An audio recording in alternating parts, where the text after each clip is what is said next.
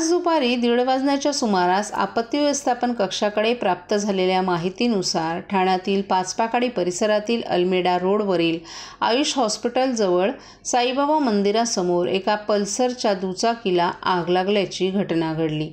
ही माहिती पत्रकार विक्रांत चव्हाण यांनी आपत्ती व्यवस्थापन कक्षाकडे पोहोचवली।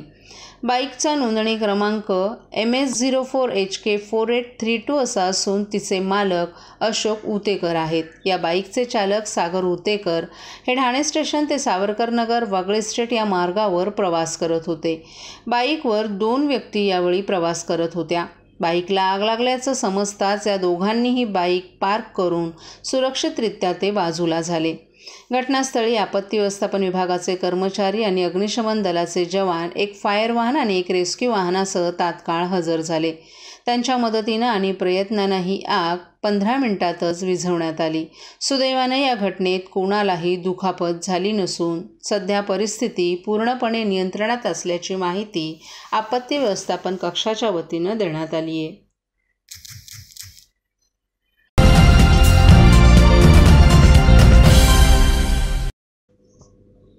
विविध प्रकरणात प्राप्त झालेले 32 मोबाईल फोन आज मुंब्रा पोलिसांनी मूल मालकांना हस्तांतरित केले आहेत। एका पत्रकार परिषदेत पोलिसांनी ही माहिती दिली। मुंब्रा पोलीस ठाण्यात अनेक मोबाईल हरवले असल्याच्या तक्रारी प्राप्त झाल्या होत्या आणि हरवलेले अनेक मोबाईल फोन वापरण्यात येत होते। पोलिसांनी हरवलेले 32 मोबाईल फोन वापरणाऱ्या व्यक्तींकडून जप्त केलेत। 5 लाख रुपयांहून अधिक किमतीचे हे मोबाईल फोन आहेत। आज 32 मोबाईल फोनमधील 15 मोबाईल फोन त्यांच्या मूल मालकांना परत करण्यात आले आहेत, तर उर्वरित मालकांशी संपर्क साधला जातोय। आपले हरवलेले मोबाईल फोन पुन्हा मिळाल्यानं लोकांनी पोलिसांचे आभार व्यक्त केलेत।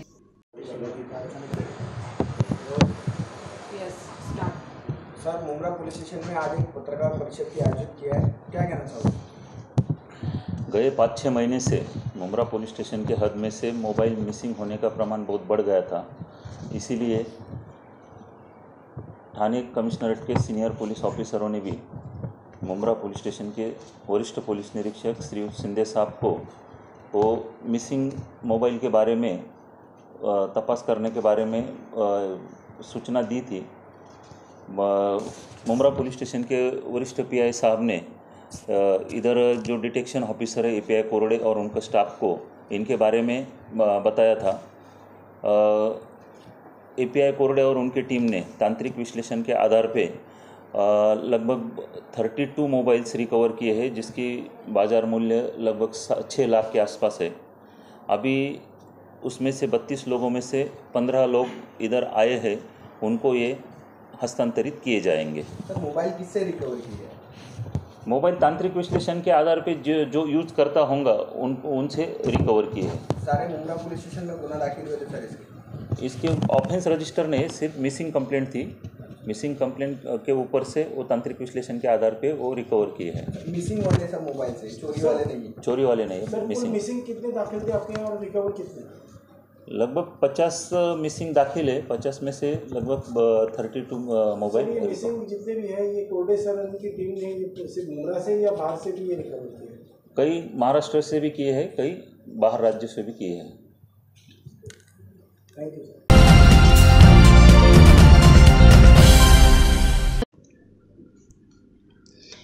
मुख्यमंत्री एकनाथ शिंदे यांच्या अध्यक्षतेखाली विधानभवनामध्ये ओळामाजोडा विधानसभा मतदारसंघातील विविध विकास कामांसंदर्भात आज एक बैठक पार पडली। यामध्ये ठाणे महानगरपालिका क्षेत्रात हावरे सिटी जवळील नॅशनल पार्कचा एरिया सोडून वन खात्याच्या 150 एकर जमिनीवर मुंबईतील भायखळा येथील जिजामाता उद्यानाच्या धर्तीवर उद्यान करण्याची विनंती आमदार प्रताप सरनाईक यांनी केली असता मुख्यमंत्र्यांनी त्यास मान्यता देऊन वन खात्याच्या प्रधान सचिव आणि उपस्थित अधिकाऱ्यांना त्यावर ताबडतोब कार्यवाही करण्याचे आदेश दिलेत। ठाणे शहराची लोकसंख्या झपाट्यानं वाढत आहे। आजूबाजूच्या शहरांमध्ये इमारतींची बांधकामं वाढत चालली आहेत।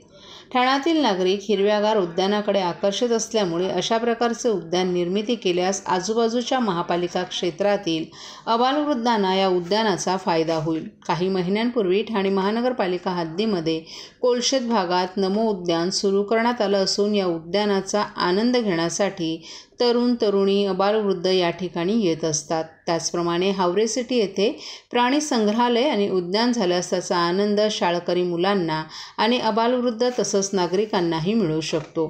त्यानुसार या 150 एकर जागेवर बांबूंच्या झाडांबरोबरच इतरही झाडांची लागवड होणार आहे. तसंच विविध प्रकारचे प्राणी आणि पक्षीसुद्धा या उद्यानामध्ये उपलब्ध होतील. वनखात्याच्या नियमानुसार या ठिकाणी कुठल्याही प्रकारचं बांधकाम न करता फक्त प्राण्यांच्या सुरक्षिततेच्या दृष्टीनं जेवढं बांधकाम करता येईल तेवढंच बांधकाम अनुज्ञेय करता येईल. त्यापैकी बहुतांश बांधकाम हे लाकडाचं असावं असाही अभिप्राय वनखात्याच्या अधिकाऱ्यांनी दिला आहे. मुंबईतील राणीची बाग तसंच नागपूरची महाराज बाग त्याचप्रमाणे ठाणे महानगरपालिकेतही अशा प्रकारचं उद्यान लवकरच साकारण्यात येणार असल्याचं आमदार प्रताप सरनाईक यांनी सांगितलं.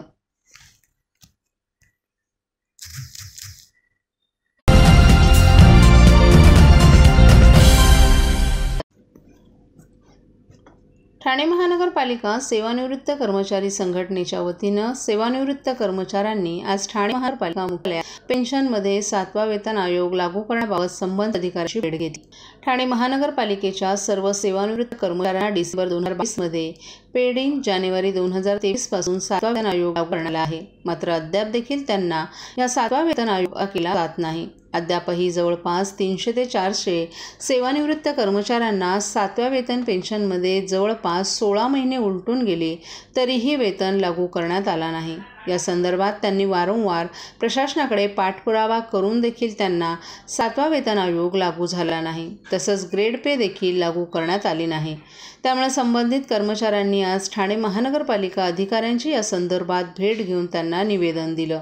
तर पुढील 2.5 ते 3 महिन्यांमध्ये हा प्रश्न मार्गी लागेल असं आश्वासन त्यांनी दिल्याची माहिती यावेळी कर्मचाऱ्यांनी दिली आहे.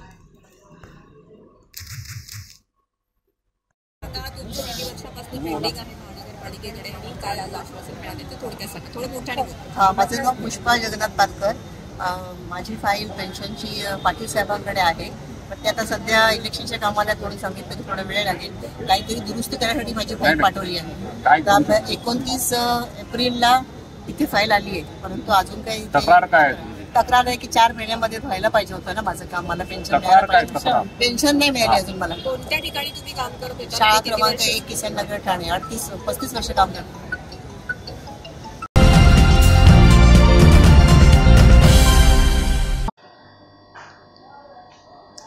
कल्याण लोकसभा मतदारसंघाचे खासदार डॉक्टर श्रीकांत शिंदे यांनी आज तरडगाव ते फलटण या संत ज्ञानेश्वर माऊलींच्या पालखीच्या मार्गावर सर्व वारकऱ्यांसमवेत पायी चालत वारीत सहभाग घेतला.